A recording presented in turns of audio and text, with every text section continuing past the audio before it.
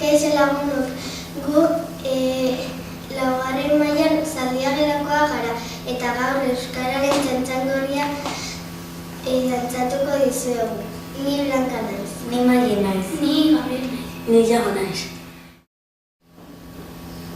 Euskararen txantxangoriaren abestiaren egileak Sorotanbele musika taldearen partaide izan ziren.